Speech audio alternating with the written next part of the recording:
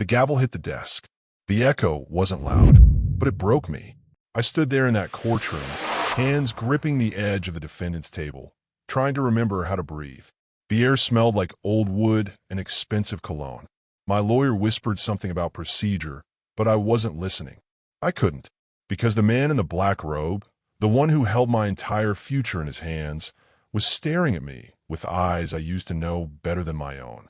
Lucian Ashford, my ex-fiancé, my first love, my biggest mistake, and now apparently my judge.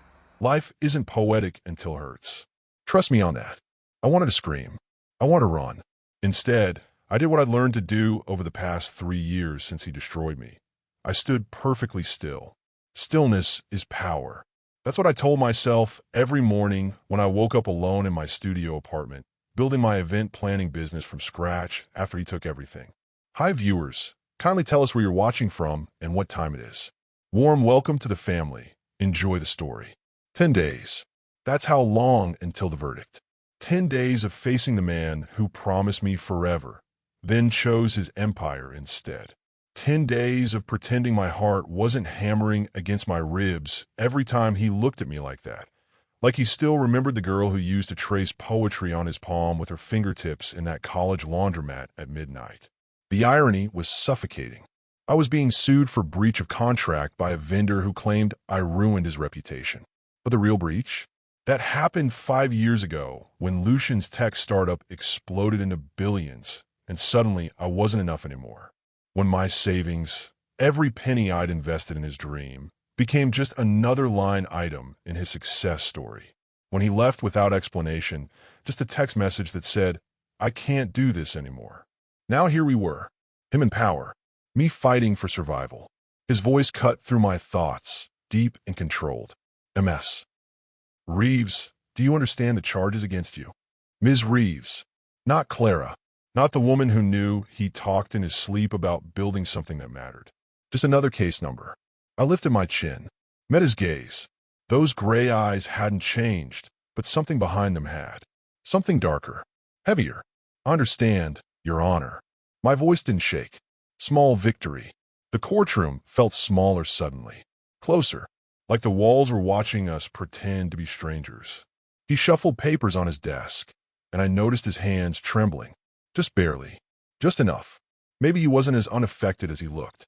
The prosecution started their opening statement, but I couldn't focus. All I could think about was the last time we'd been in the same room. His penthouse. Champagne on ice. Me in that red dress he loved. The way he'd looked at me before everything shattered, like I was his whole world. Then the phone call. The one that changed everything. The investor who wanted him in San Francisco by morning. The choice he made without asking me. The door closing behind him. I never saw him again. Until today. The defendant showed clear negligence. The lawyer droned on. Failed to deliver on contractual obligations. Caused significant financial harm. Financial harm. Rich coming from them. But what about the harm that doesn't show up in bank statements? What about the kind that keeps you up at night, wondering if you were ever really loved at all? Lucian's eyes found mine again. Held. And for just a second, I saw something crack in that professional mask. Recognition. Regret. Maybe even pain. Then it was gone. We'll adjourn until tomorrow, he announced suddenly. 9 a.m. sharp. The gavel hit again. Softer this time. As people filed out, I gathered my papers with shaking hands. My lawyer touched my shoulder. That was strange. Judges don't usually cut opening statements short. I didn't answer, because I was watching Lucian at his bench, watching me back. And I realized something terrifying. This trial wasn't about the lawsuit anymore. Do you think she should confront him about their past, or keep playing it professional? Drop your thoughts below. I couldn't sleep that night. Every time I closed my eyes, I saw him sitting there in that ridiculous robe, pretending he didn't know me. But he didn't know me. He knew everything. He knew I hated the taste of coffee, but drank it anyway because it made me feel grown up. He knew I cried during commercials with dogs in them. He knew the exact spot behind my left ear that made me melt when he kissed it. And he knew, God, he had to know, that seeing him again would destroy me all over again. I sat on my apartment balcony at 2 in the morning, watching the city lights blur through my tears. The air was cold for April, biting against my skin through my thin sweater. Good. I needed to feel something other than this ache in my chest. My phone buzzed. Unknown number. Don't answer, I whispered to myself. But my thumb had other ideas. The text was simple. Courtroom has better lighting. We're moving there tomorrow. L.A. L.A. Lucian Ashford. Like I wouldn't know. My hands shook as I typed back. Is that all you have to say to me? 3 dots appeared. Disappeared. Appeared again. Then, it has to be. I threw my phone across the balcony. Watched it clatter against the railing. What did I expect? An apology? An explanation for why he chose his company over us. For why my investment, $23,000 I'd saved since high school, became just another early investor payout, sent back to me with interest but no note, no goodbye, nothing. The money showed up on my account 3 months after he left. Cold. Clinical. Like I was a business transaction he needed to close. But we were supposed to get married. We'd looked at apartments together. I'd sketched out our future in the margins of my notebooks.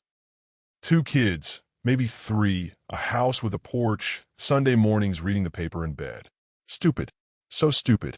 I grabbed my phone, checked for damage. Screen cracked, but working. Story of my life.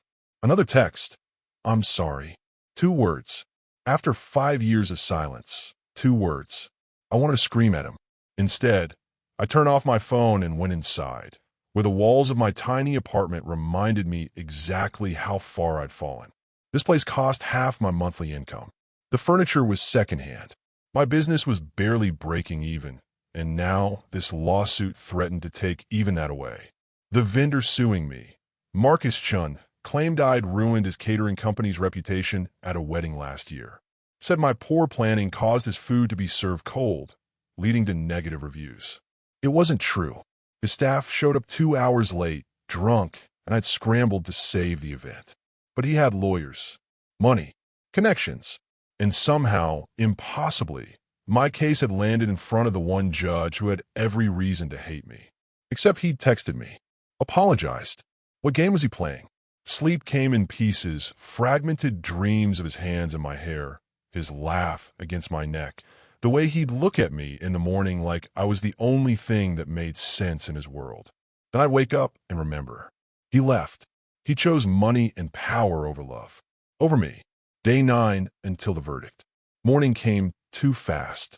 I put on my gray suit, the only professional one I owned, and covered the dark circles under my eyes with makeup I couldn't really afford. In the mirror, I barely recognized myself. When did I get so tired? When did the light go out? The new courtroom was bigger, fancier, and yes, the lighting was better. I hated that he was right. Lucian entered from the side door, and the whole room seemed to shift. He'd always had that effect, this gravitational pull that made people lean in, pay attention. His hair was lighter now, streaks of silver at the temples that somehow made him more attractive. Unfair. Men aged like fine wine. Women aged like milk. His eyes found mine immediately, held for 3 seconds too long. Then he sat, shuffled papers, and became the judge again.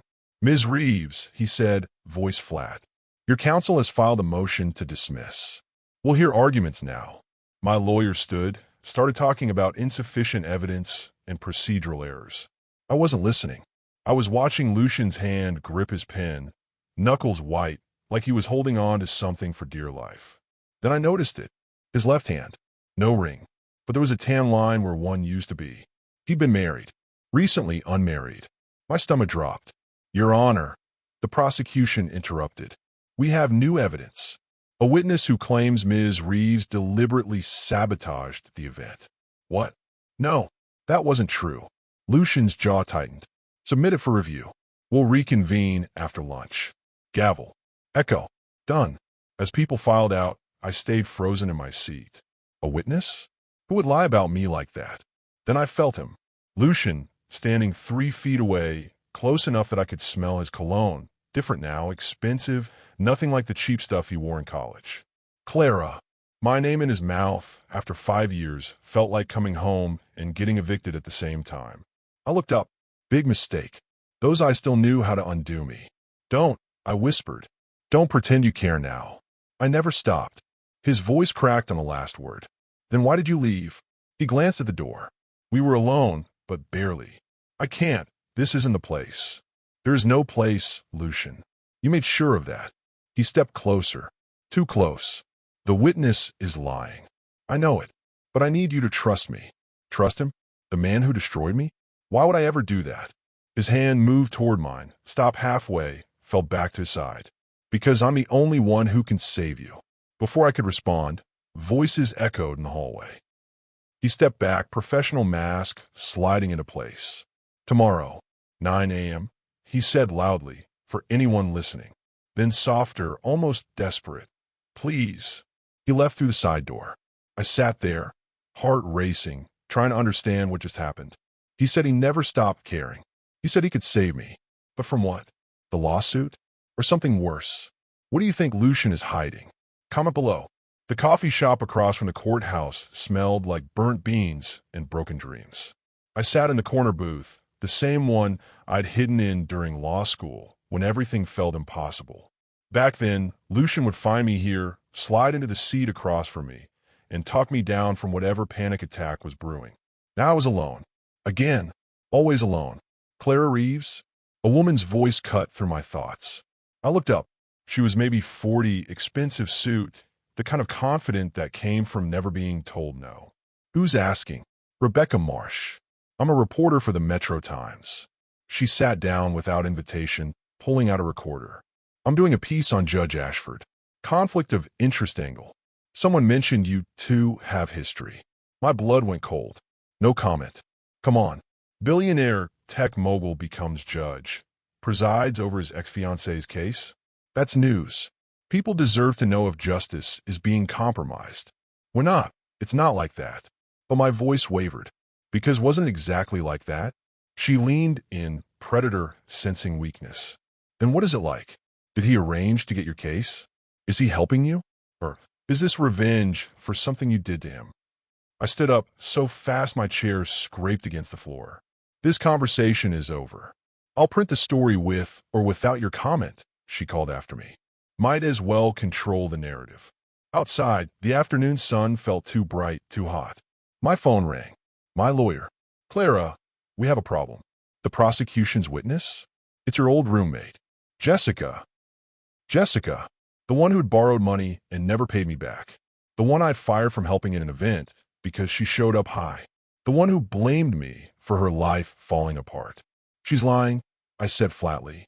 I know, but she's convincing. Says you told her you wanted to ruin Chen's business because he'd rejected your romantic advances. That's insane. I never. Marcus Chen is 60 years old and married. Doesn't matter. She's got texts. Doctored, probably, but good enough to cause doubt.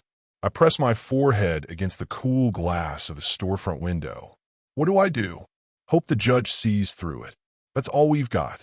Day 8 until the verdict. That evening, I did something stupid. I drove to the lake. Our lake.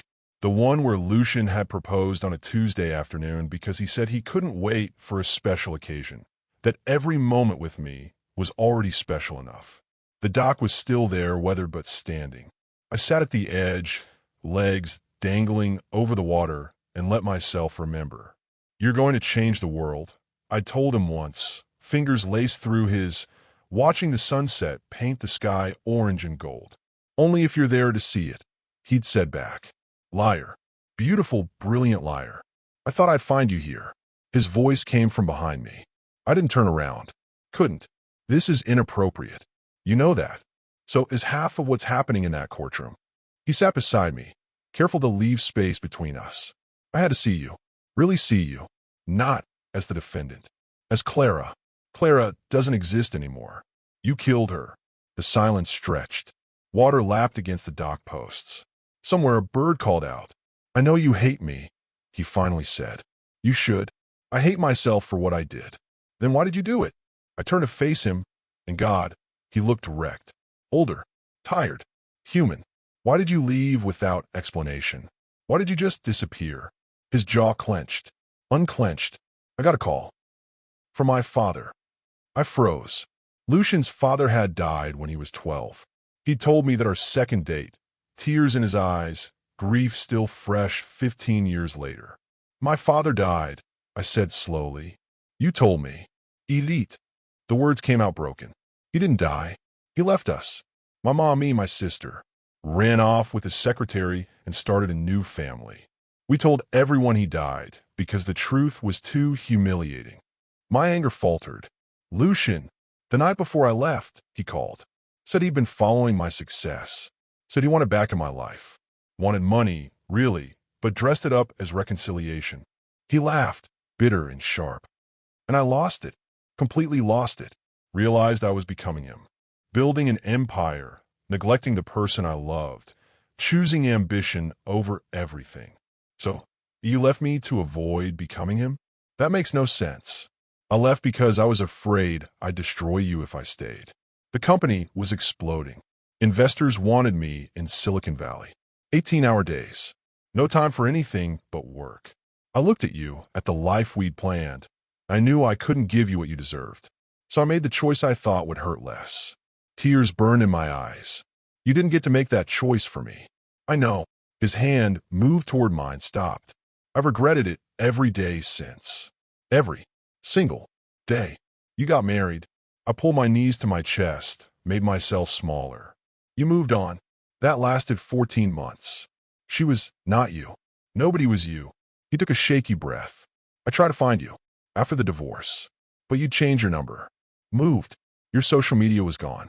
It was like you'd erased yourself. I had to. Looking at your life, your success, your happiness, it was killing me. We sat there, two people who'd loved each other once, destroyed by choices we couldn't take back. The trial, I said quietly. You said you could save me. What did you mean? His expression shifted, became careful. I can't tell you that. Not yet. But I need you to trust me. Can you do that? Trust you. I laughed, sharp and painful. You're asking the impossible. I know. He stood, looked down at me. But I'm asking anyway. 9 a.m. tomorrow. When Jessica testifies, watch me. Not her. Me. And you'll understand. He walked away, hands in his pockets, shoulders curved against some invisible weight. And I sat there, watching the water turn dark, wondering if I was strong enough to trust him one more time, or if doing so would finally break me for good. Should she trust him? Drop your answer below. Jessica took the stand wearing a navy dress and fake sympathy. I'd known her for 6 years, shared an apartment with her, loaned her money when her dad got sick, and now she was about to bury me. Ms. Torres, the prosecution began. Can you describe your relationship with the defendant? We were close friends, roommates for 3 years. Her voice was soft, practiced. Clara was always driven, ambitious, sometimes too much. I gripped the table edge. My lawyer put a hand on my arm, warning, stay calm. Did there come a time when Ms. Reeves discussed Marcus Chun with you? Yes. Last March. She was upset because he'd refused to work with her company. Said he thought she was unprofessional. That never happened. Marcus and I had one meeting, cordial and brief. He chose another planner for his daughter's wedding. That was it. What did Ms. Reeves say about Mr. Chun? The lawyer pressed. Jessica looked right at me, dead in the eyes. She said she'd make him regret it, that she'd ruin his reputation if it was the last thing she did. Gasps rippled through the courtroom. I felt my lawyer tense beside me. It was a lie, all of it. But her delivery was perfect. Reluctant witness, troubled friend, just trying to tell the truth. Your witness, the prosecution said, smug and satisfied. My lawyer stood, started asking questions about timelines, inconsistencies. Jessica had answers for everything. Too smooth, too rehearsed. That's when I remembered what Lucian said. Watch me. I lifted my eyes to the bench. He was leaning forward, pen tapping against paper, expression neutral. But his gaze wasn't on Jessica. It was on something else. The prosecution table, specifically on Marcus Chun, sitting behind his lawyers. And Marcus was staring at Jessica like she was about to detonate. Lucian's pen stopped tapping. He wrote something down, passed a note to his clerk. The clerk disappeared through the side door. Ms. Torres, my lawyer was saying, you mentioned texts from Ms. Reeves. Can you produce them? They're on my old phone. It broke. How convenient. And you didn't back them up? I didn't think I'd need to. My lawyer hammered at her for 20 more minutes, but Jessica held firm. When she stepped down, I felt the case slipping away. Until Lucian spoke. I'd like to call a recess. 1 hour. His voice was steel-wrapped in silk, and I'd like to see both counsels in my chambers. Now, the prosecution lawyer looked confused. Your Honor, is there a problem? Chambers. Now, we filed in his private office, with paneling, law books, a photo on his desk I couldn't see clearly. He closed the door, locked it, then turned to face us with an expression I'd never seen before. Cold. Dangerous. Mr. Harrison, he said to the prosecution lawyer, how long has your firm represented Marcus Chun? 6 years, Your Honor. What? And in that time, has Mr. Chun ever mentioned his relationship with Jessica Torres? Silence. Heavy and confused. I don't understand the relevance, Harrison said slowly. Lucian opened a folder, pulled out papers, and slid them across his desk. Bank records, showing 3 payments from Marcus Chun to Jessica Torres over the past 4 months. $15,000 total. Made through a shell company, but traceable with the right resources. My heart stopped. I had no knowledge of this, Harrison stammered. I believe you, but your client lied to you. He paid the witness. And worse, Lucian pulled out more papers. The catering company that failed at Ms. Reeves' event, owned by Chen's brother-in-law. This entire lawsuit is revenge for Ms. Reeves rejecting Chen's romantic advances last year. She filed a complaint with the Better Business Bureau about harassment. He filed this suit in retaliation. The room spun. Marcus had asked me to dinner once, been inappropriate about it, and I'd reported him. I never connected it to the lawsuit. My lawyer was grinning. Your Honor, this is grounds for immediate dismissal. It's grounds for criminal charges, Lucian corrected. Witness tampering, perjury, fraud. He looked at Harrison. You have 10 minutes to convince your client to drop this suit and compensate Ms. Reeves for her legal fees, or I'm calling the police. Harrison grabbed the papers and ran. My lawyer followed, probably to draft paperwork. And then it was just us, me and Lucian, alone in his chambers. How did you? I couldn't finish the sentence. He leaned against his desk, suddenly exhausted.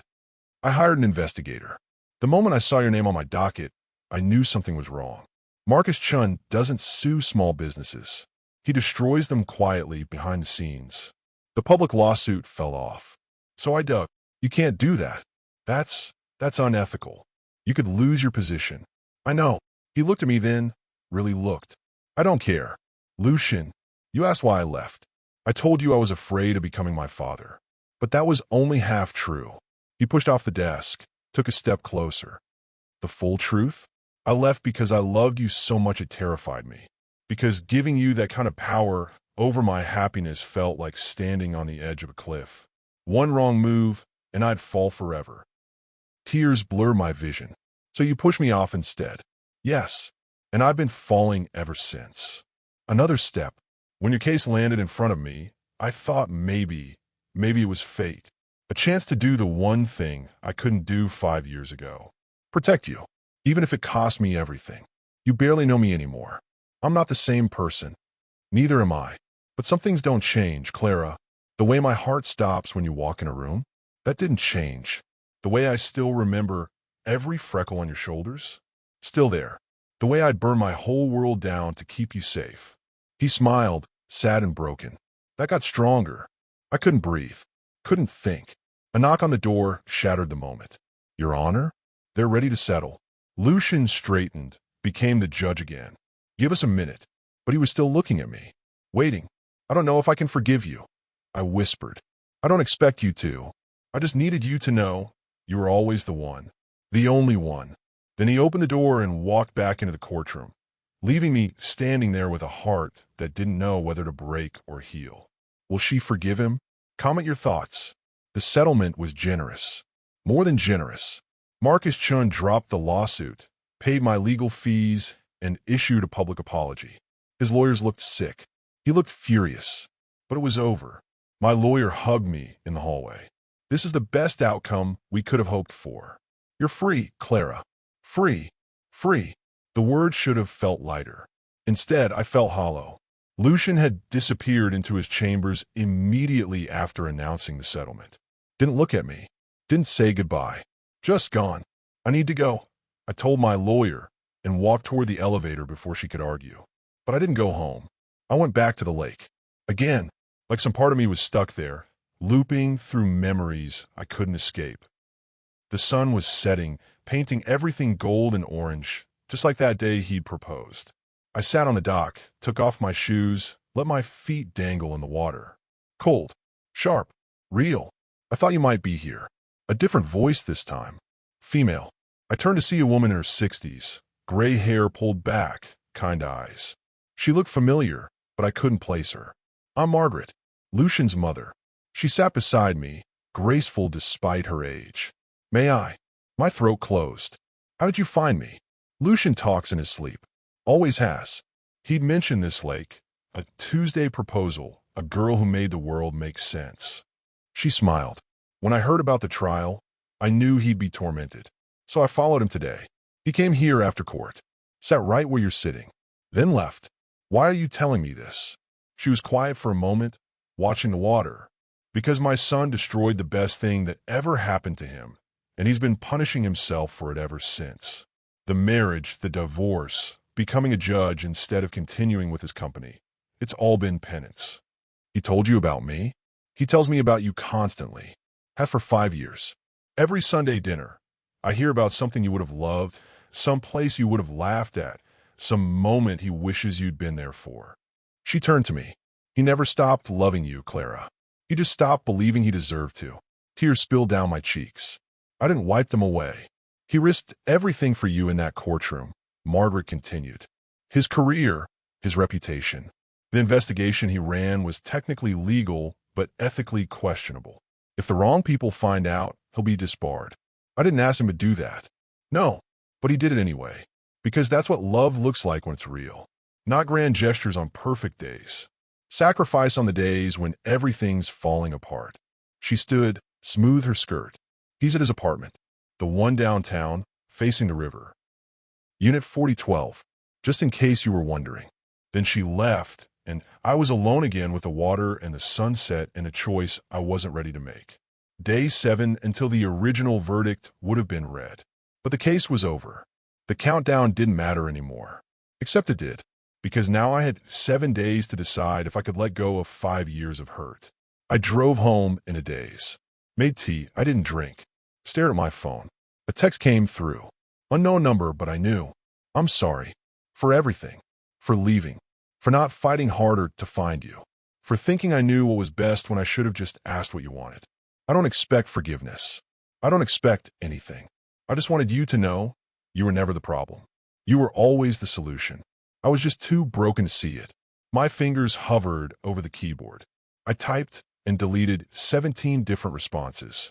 Finally settled on, why did you really become a judge? 3 dots. Then, because the law is black and white. Right and wrong. I needed that after living in the gray for so long. After making the worst decision of my life and knowing I couldn't unmake it. You could have found me. If you really wanted to. I tried. For 2 years I tried. Then I realized maybe you didn't want to be found. Maybe you'd build a life without me. And I had no right to walk back in and destroy your peace. I curled up on my couch, phone pressed to my chest. Another text. I don't want to confuse you or pressure you. I just need you to know, if you never speak to me again, I'll understand. But if you give me one more chance, I'll spend the rest of my life proving I'm not the coward who left. I'm done running. The phone rang. Him. Calling, not texting. I answered but didn't speak. Clara. My name was a prayer. A plea. Are you there? I'm here. I can't stop thinking about you. About us. About everything we could have been. His voice cracked.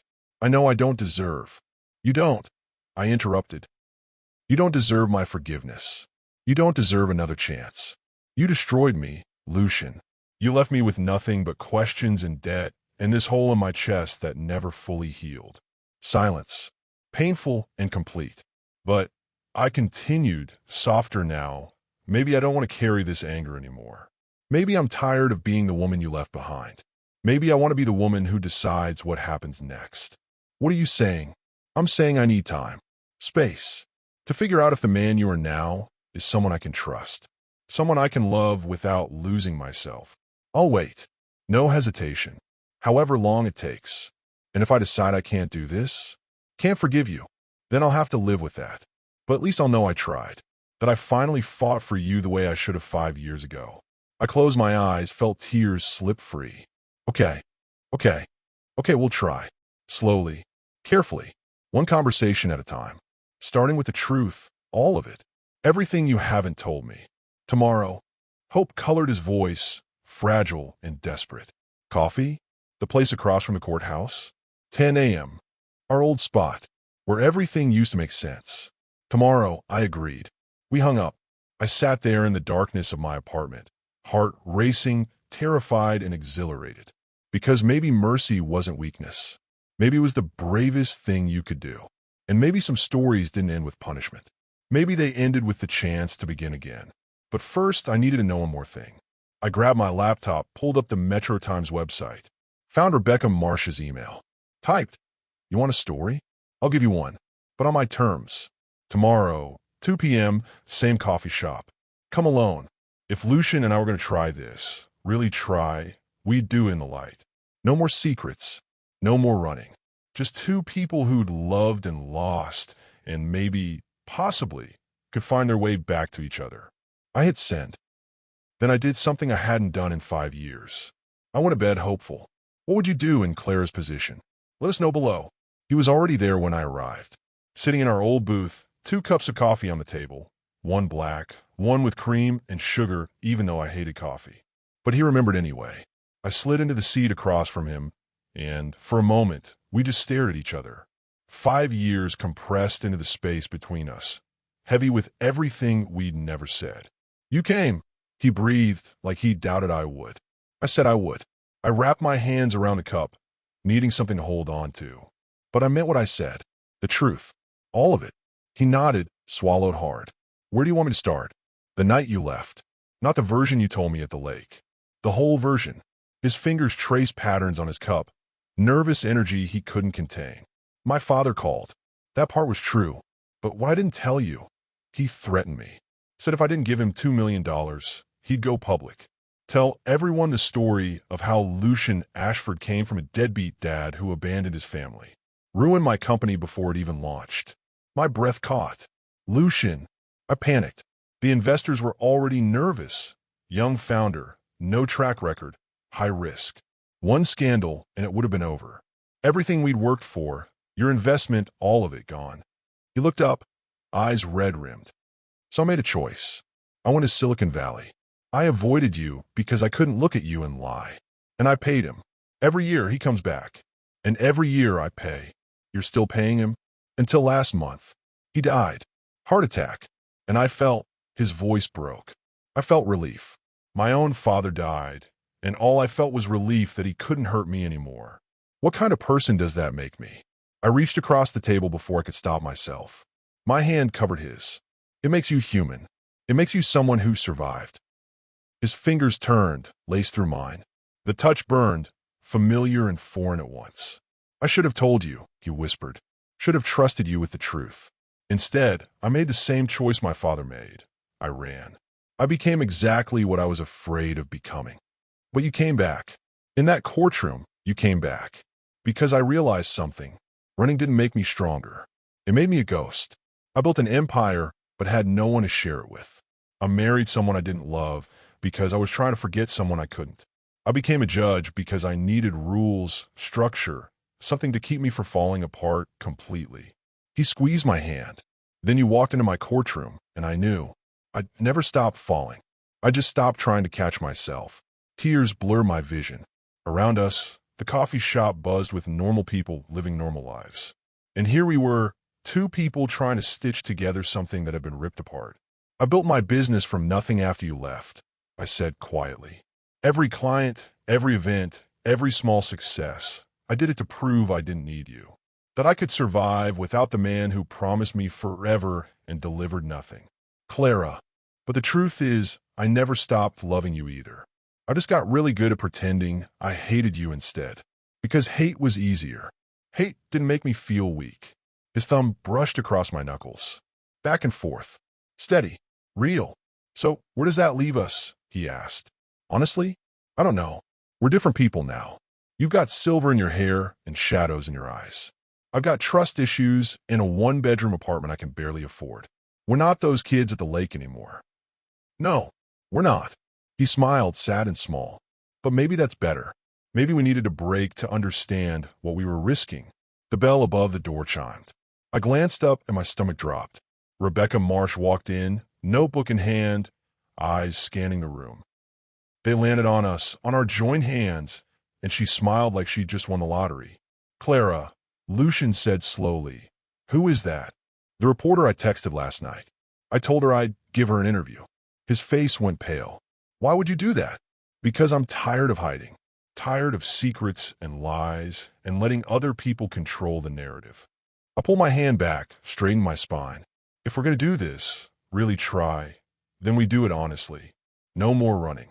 Rebecca reached our table. "Ms. Reeves, Judge Ashford, mind if I join you?"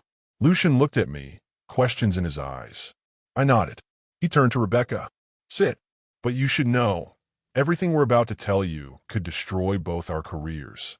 "Then it must be one hell of a story," she said, pulling out her recorder. And just like that, we jumped. "What would you tell the reporter?" "Drop your thoughts below."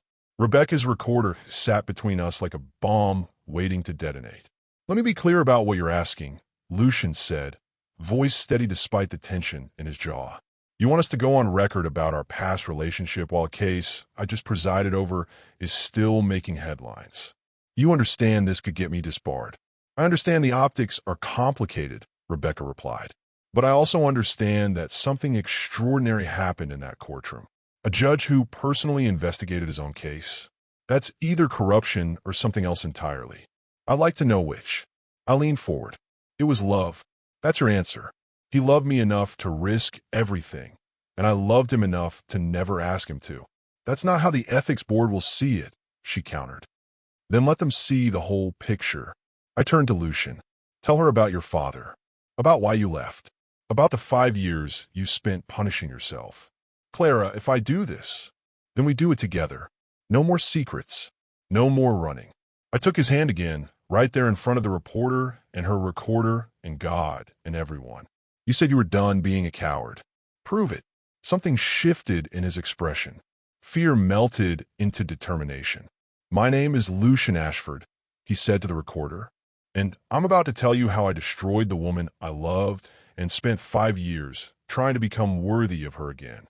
For the next hour, he talked about his father's extortion, about choosing his company over us, about the investigation into Marcus Chun that technically broke protocol but revealed fraud, about every sleepless night spent wondering if I was okay, if I hated him, if I'd moved on. Then it was my turn. I told her about the investment money I'd lost, about rebuilding from nothing, about walking into that courtroom and feeling my world tilt on its axis. "So Judge Ashford saved you," Rebecca said, making notes. "Used his position to protect you." "No," I corrected. "He saved us both. Because I saw a man willing to sacrifice his career for justice. And he saw a woman strong enough to survive without him. We didn't need each other. We chose each other. There's a difference." Rebecca studied us for a long moment. Then she clicked off the recorder. "Off the record," she said. "This is the most romantic thing I've heard in 20 years of journalism. On a record, this is going to cause a firestorm." "We know," Lucian said simply. "The ethics investigation alone could take months. Judge Ashford, you'll likely be suspended pending review. Ms. Reeves, your business will be scrutinized. People will say you manipulated him, that the case was fixed." She paused. "Are you prepared for that?" I looked at Lucian. He looked back. And I saw the boy who'd proposed on a Tuesday, the man who'd left to protect his dream, and the person he'd become in between, flawed, broken, but finally honest. "We're prepared," I said. Rebecca packed up her recorder. "Story runs tomorrow. Front page. After that, whatever happens, happens." She stood to leave, then turned back. "For what it's worth, I hope you two make it." After she left, we sat in silence. The coffee had gone cold. The afternoon light slanted through the windows, golden and warm. "I'm going to lose my judgeship," Lucian said quietly. "Maybe. Probably. I'll have to explain everything to the judicial board.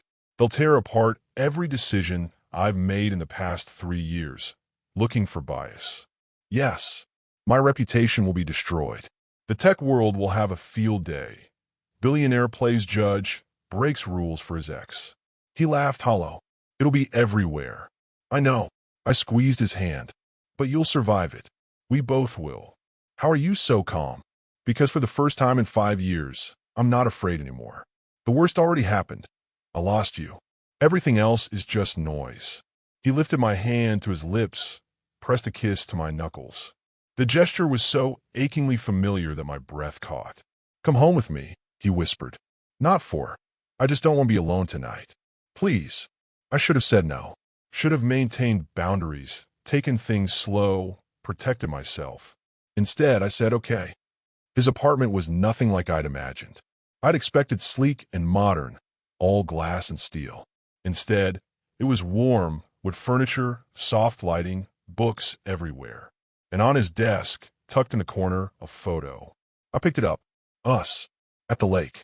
My head on his shoulder, his arm around my waist, both of us laughing at something I couldn't remember anymore. You kept this. I kept everything.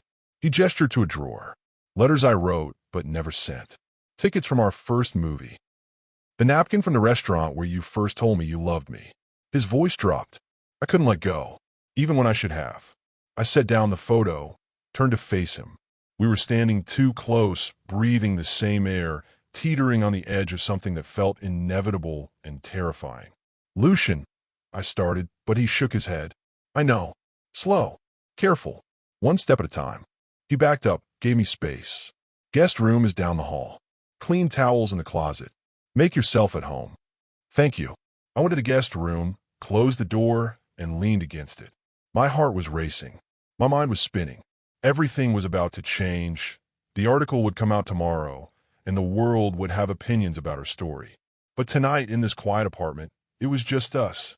Two people who'd loved and lost, and were trying to find their way back. I changed into one of his t-shirts. He'd left it on the bed, still smelling like his cologne, and climbed under the covers. Sleep should have come easily. Instead, I lay awake, staring at the ceiling, listening to the sounds of him moving around the apartment. Then silence. A soft knock on my door. Clara? You awake? Yes. The door opened. He stood backlit by the hallway light, hesitant. I can't sleep. Keep thinking about tomorrow. About what comes next. Me too. Would it be okay if I just sat here? On the floor. I won't touch you. He trailed off, vulnerable in a way I'd never seen him. I just need to know you're real. That this isn't another dream. I pulled back the covers. Get in. Clara. Just sleep.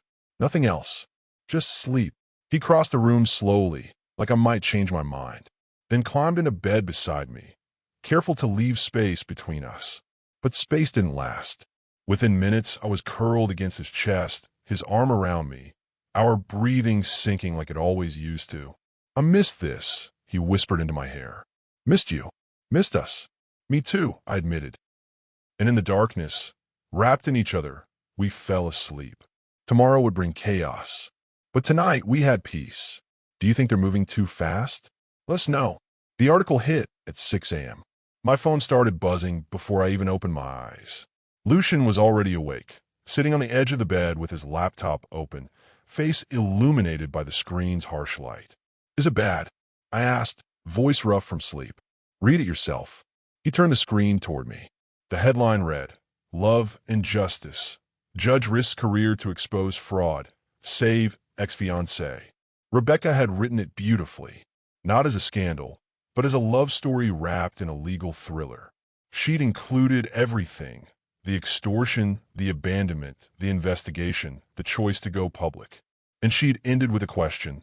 In a world where justice is supposed to be blind, what happens when it sees too clearly? The comment section was already exploding.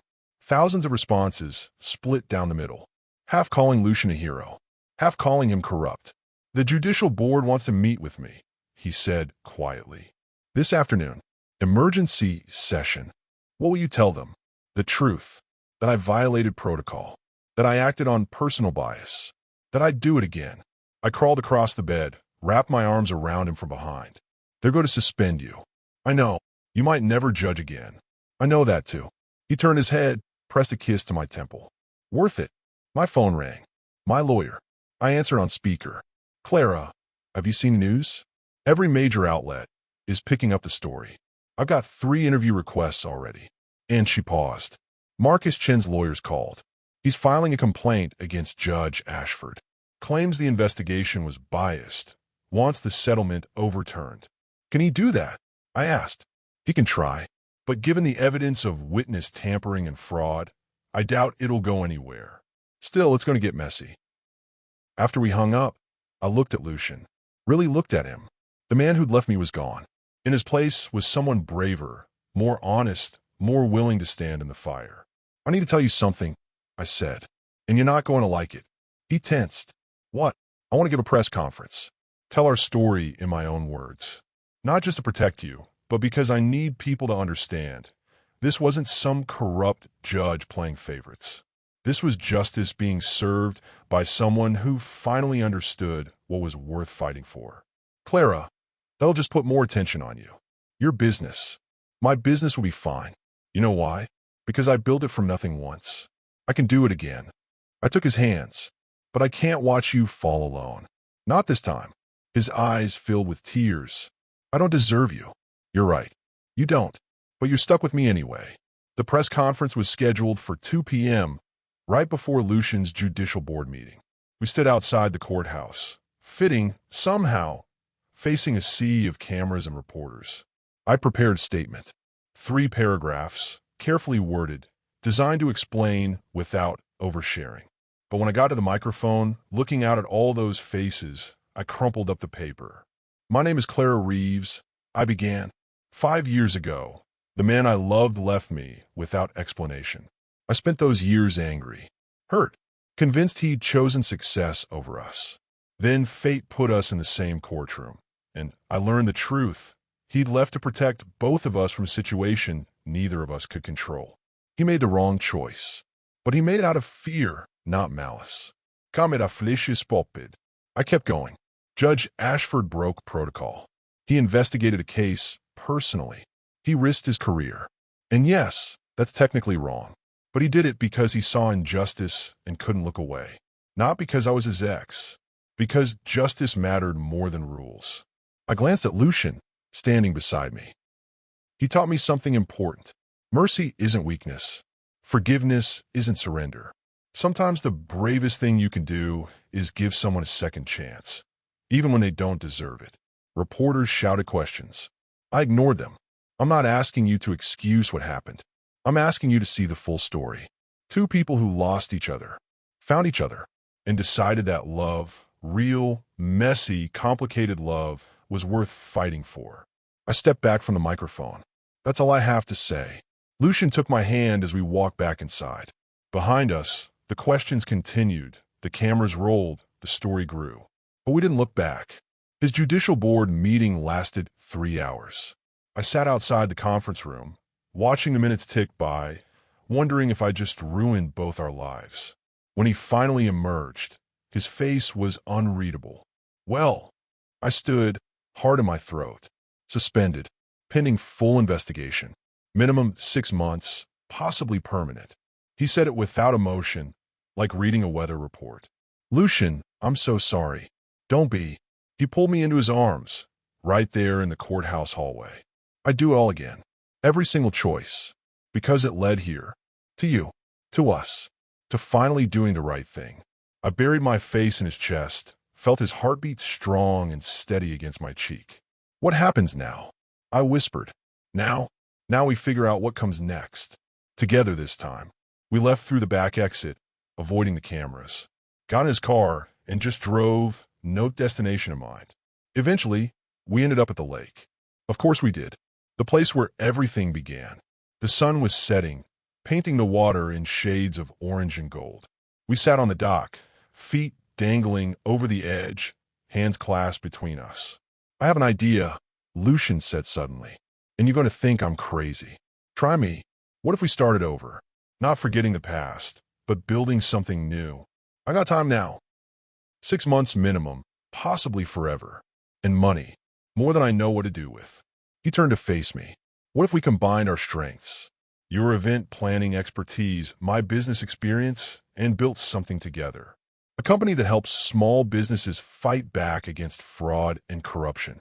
I stared at him. You want to start a business? After everything you just lost. I lost a job, but I found something more important. Purpose. And you. He brushed a strand of hair from my face. Besides, I promised you once that we'd change the world together. I'm 5 years late, but I'm ready now. If you are. My throat tightened. That's the most romantic business proposal I've ever heard. Is that a yes? That's a maybe. Ask me again in a month. After the chaos dies down. After we've had time to really figure out who we are now. Fair enough. He smiled. But I'm going to ask again. Every day. Until you say yes. I'd expect nothing less. We sat there as the sun disappeared below the horizon, turning the sky deep purple and blue.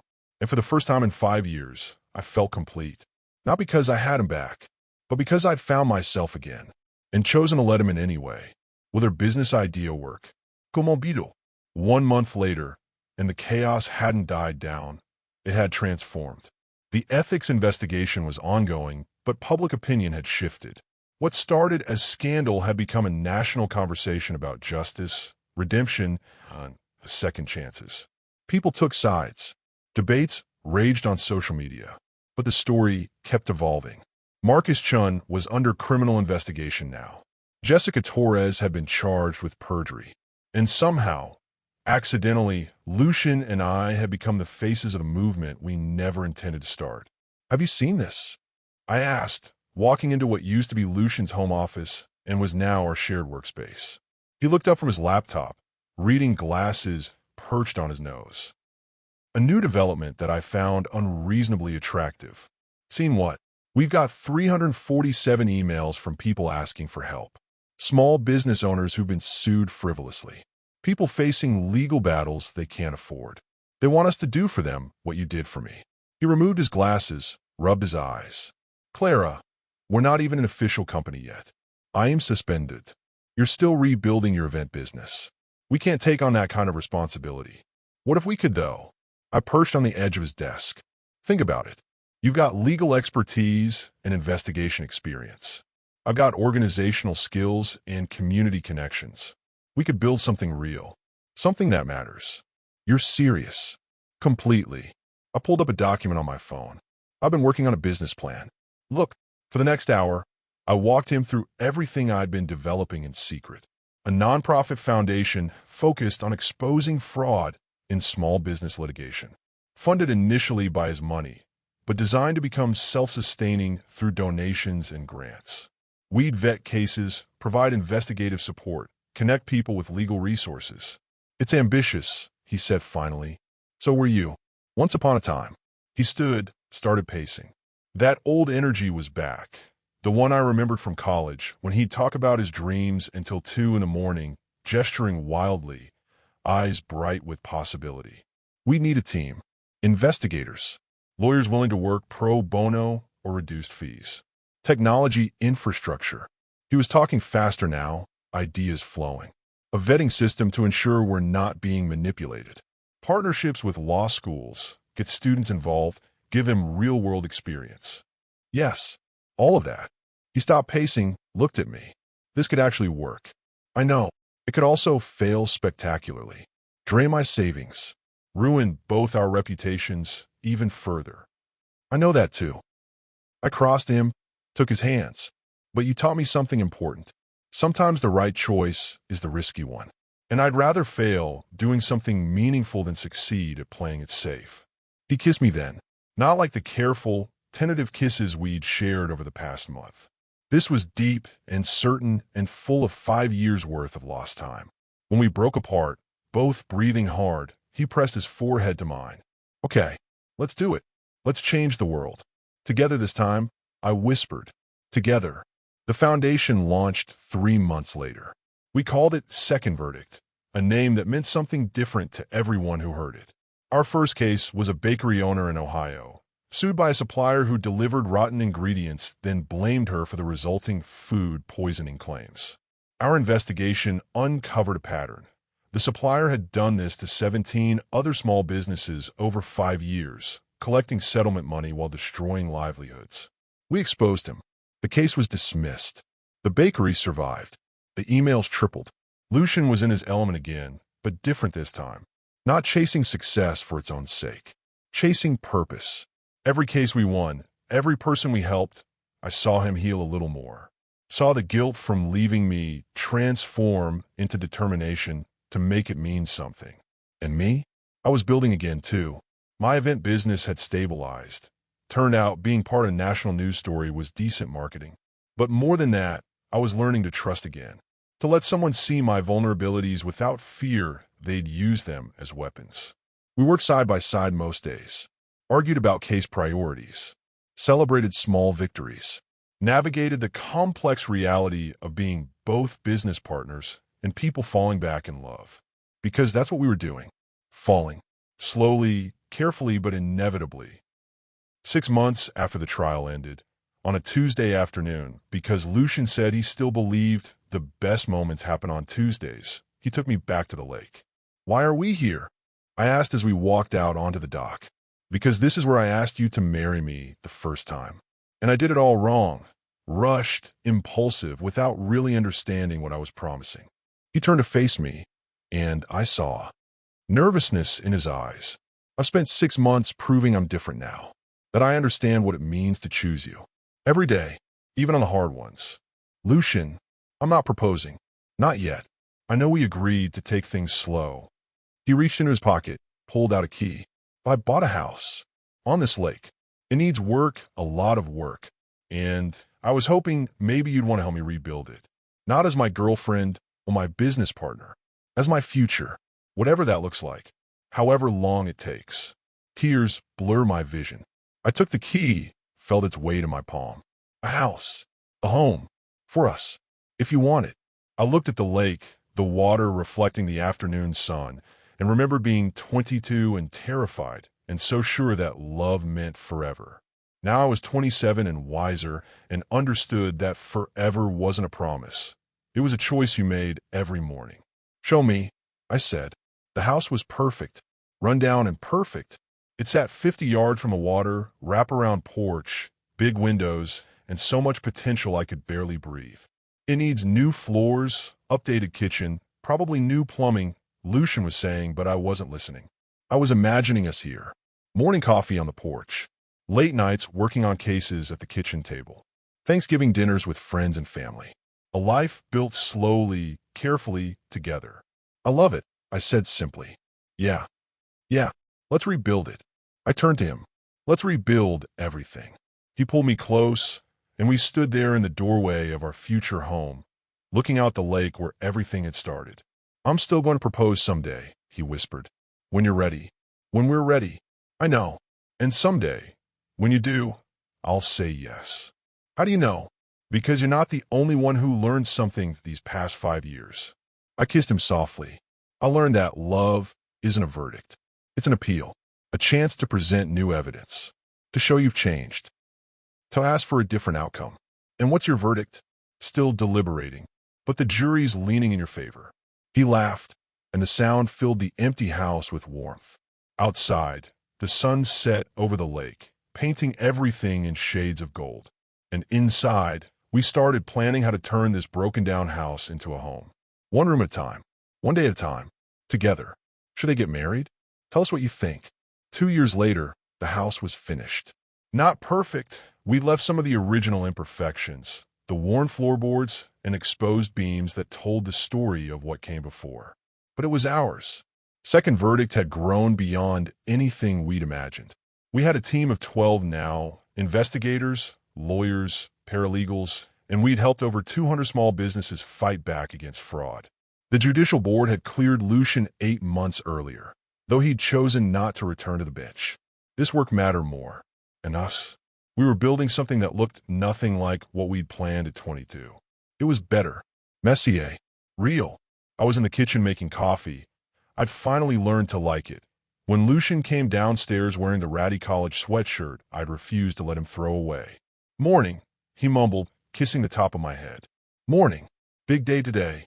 He groaned. Don't remind me. National news interview, that impossible case in Seattle, and the foundation gala tonight. I'm exhausted just thinking about it. Welcome to success. I handed him a mug. You built this. Better learn to handle it. We built this. He corrected me like he always did. I'm just a pretty face. You're the brains. Definitely the other way around. We bantered like this constantly now. Easy, comfortable, the kind of shorthand that comes from really knowing someone. Not the sanitized version we'd been at 22, but the complicated, flawed, human version we'd become. The doorbell rang. Lucian frowned. Expecting someone? No, you. He opened the door to find Margaret, his mother, standing there with a knowing smile. Mom? What are you doing here? Can't a mother visit her son? She walked in, kissed his cheek, then mine. Actually, I'm here because someone needs to talk sense into you both. About what? I asked. She settled into the living room chair, looked at us seriously.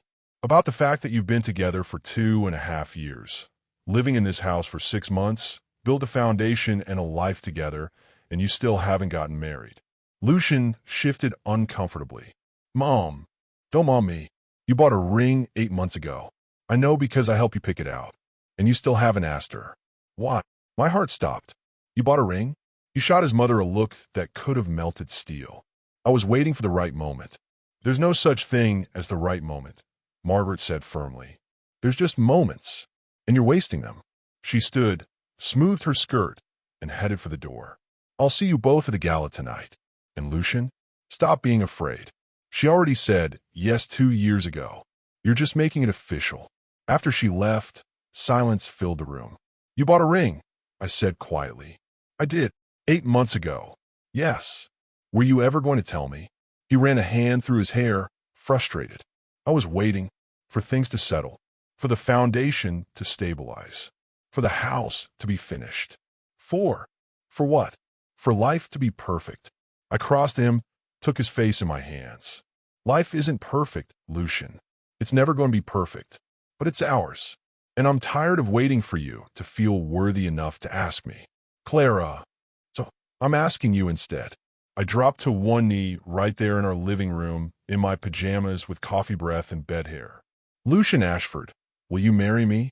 He stared at me like I'd lost my mind. Then he started laughing. Deep, genuine, the kind of laugh that shook his whole body. That's my line, he managed between gasps. Well, you were taking too long. So, what's your answer? He pulled me to my feet, wrapped his arms around me. It's yes. Of course it's yes. It's always been yes. Good. Then let's make it official tonight. At the gala. In front of everyone. Tonight? Clara, that's perfect timing. We've spent enough time being careful. Let's be reckless for once. He kissed me then, deep and certain, like a promise he finally knew how to keep. The gala was packed. 300 people, donors, clients, partners, friends. The foundation's success had brought together an entire community of people who believed in second chances. I wore a simple blue dress. Lucian wore a suit. We stood on stage to give our annual speech about the foundation's impact, and I could feel the ring box in his pocket pressing against me when he pulled me close. We've helped 214 small businesses this year, Lucian was saying. But the real number is higher, because every business we save protects jobs, families, communities. That ripple effect, that's what this is really about. I took the microphone. When we started Second Verdict, people said we were naive, that the system was too broken to fix. But we learned something important. You don't fix a broken system by replacing it. You fix it by showing up. Every day, choosing to do the hard thing because it's right. That's true in business, Lucian added. But it's also true in life, in love, in every relationship worth fighting for. He turned to face me fully. Oh God, he was doing this. Clara Reeves taught me that. She taught me that mercy isn't weakness, that forgiveness is brave, that second chances aren't given, they're earned. He pulled out the ring box, and she taught me that sometimes the right moment isn't perfect. It's just honest. Gasps rippled through the crowd. I felt tears building. I asked you to marry me once before, and I did it all wrong. I was a kid playing at adulthood, making promises I didn't know how to keep. But I'm not that person anymore. And you're not the girl who said yes because she didn't know any better. He opened the box, simple silver band with a single diamond, exactly my style. So I'm asking again, as the man I became because of you. Will you marry me? Actually, I said into the microphone, making sure everyone heard. I asked him first. This morning, in our kitchen, in my pajamas. And he said yes. So technically, Clara, he laughed, just answer the question. Yes. Obviously yes. It's always been yes. He slid the ring on my finger as 300 people erupted in applause. And when he kissed me, it felt like coming home after the longest journey. Later that night, back at the house, we sat on the porch overlooking the lake. The party was over. The guests had gone. It was just us and the water and the stars. We did it, I said softly. We actually did it. Did what? Everything. We survived the worst. Built something beautiful from the wreckage. Found our way back to each other. He pulled me close. Some stories don't end in punishment. They end in peace. And some don't end at all, I added. They just keep going, one choice at a time. We sat there in comfortable silence, and I thought about how far we'd come. From that courtroom where everything collided to this porch where everything made sense. Do you ever regret it? I asked, giving up the judgeship, the power, the prestige. Not even once. He kissed my temple. I had all that, and I was miserable. Now I have you, this work, this life, and I wake up grateful every morning, even on the hard days, especially on the hard days, because I'm not facing them alone anymore. My phone buzzed. An email from a woman in Texas, begging for help with a predatory landlord lawsuit. The work never stopped. There were always more people who needed second chances. We should respond to that, Lucian said, reading over my shoulder. Tomorrow. Tonight. Let's just be us. He smiled. Deal. We stayed on that porch until the stars multiplied overhead and the lake turned silver in the moonlight. And somewhere in the quiet, I realized something profound. Justice wasn't about punishment or revenge. It wasn't about winning or losing. Justice was about seeing people, really seeing them, in their complexity, their pain, their capacity for change. It was about offering grace when the world demanded judgment. About choosing love when hate was easier. Lucian had taught me that in a courtroom 2 years ago. And every day since, we've been living it. Not perfectly, never perfectly, but honestly, bravely, together. I love you, I whispered into the darkness. I love you too, he whispered back. Always have, always will. And there, on the porch of the house we'd rebuilt, with a foundation that helped others rebuild their lives, we sat wrapped in each other and the quiet knowledge that some stories get the endings they deserve. Not because they're easy, but because someone chose to fight for them. The lake whispered against the shore. The stars kept their vigil. And two people who'd lost everything found something better than what they'd had before. They found forgiveness. They found purpose. They found home. Sometimes forgiveness is the final gavel. Sometimes mercy writes the last word.